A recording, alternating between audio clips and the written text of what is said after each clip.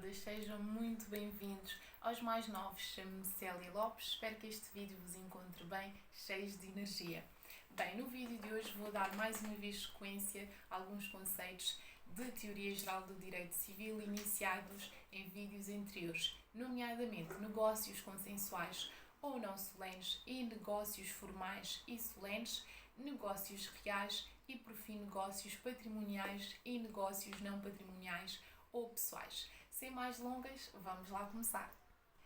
Bem, começando pelo primeiro ponto deste vídeo, que são então os negócios consensuais ou não solenes e negócios formais e solenes, começando pelos últimos. No caso, os negócios formais ou solenes são então aqueles para os quais a lei prescreve a necessidade de observância de determinada forma. Isto é, o acabamento de determinado formalismo ou de determinadas solenidades.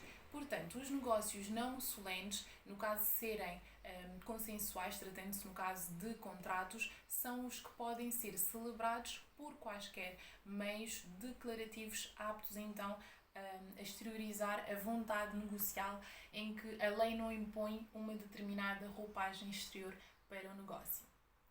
Assim, quando o negócio é formal, as partes aqui não podem realizar por todo e qualquer comportamento declarativo. Portanto, a declaração negocial deve, nos negócios formais, realizar-se através de certo tipo de comportamento declarativo imposto por lei.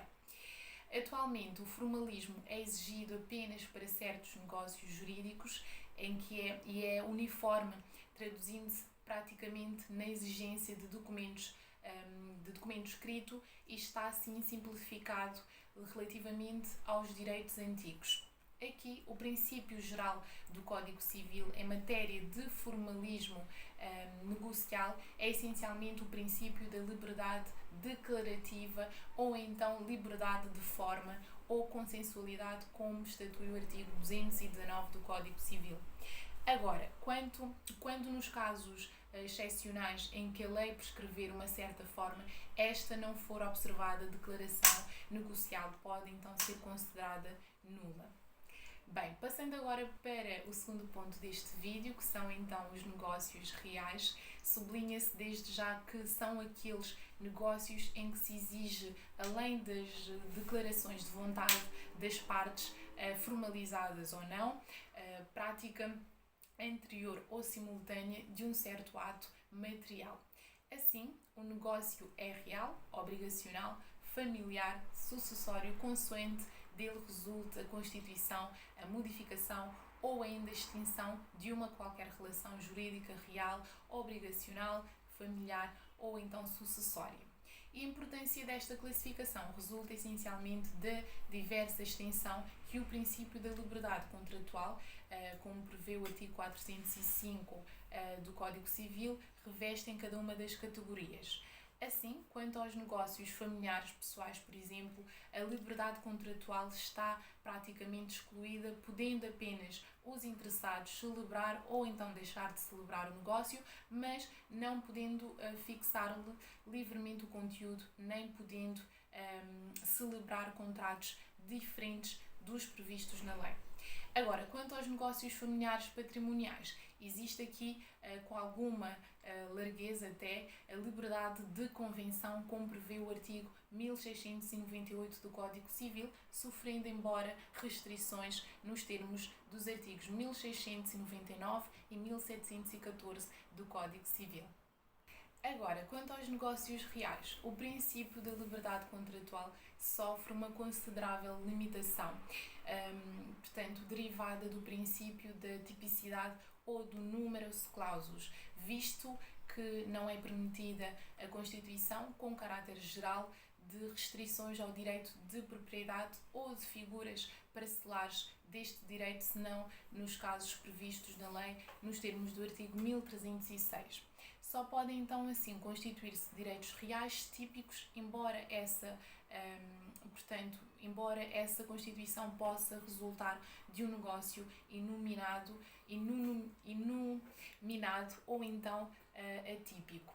No domínio já dos negócios obrigacionais, vigora o princípio da liberdade negocial, quase inconfinadamente quanto aos contratos, abrangendo assim a liberdade de fixação do conteúdo dos contratos típicos, de celebração a contratos diferentes dos previstos na lei e ainda de inclusão nestes quaisquer cláusulas, como prevê o artigo 405. Portanto, quanto aos negócios unilaterais, vigora ainda, portanto, o princípio da tipicidade, como estatui o artigo 457 também do Código Civil.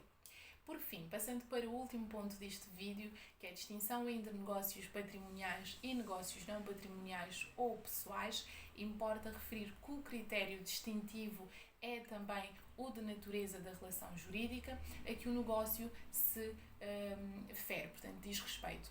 Assim, os negócios pessoais são negócios cuja disciplina, quanto a problemas como, por exemplo, o da interpretação do negócio jurídico e o da falta ou dos vícios da vontade, não têm que atender assim às expectativas dos declaratários e os interesses gerais da contratação, mas apenas à vontade real psicológica do declarante.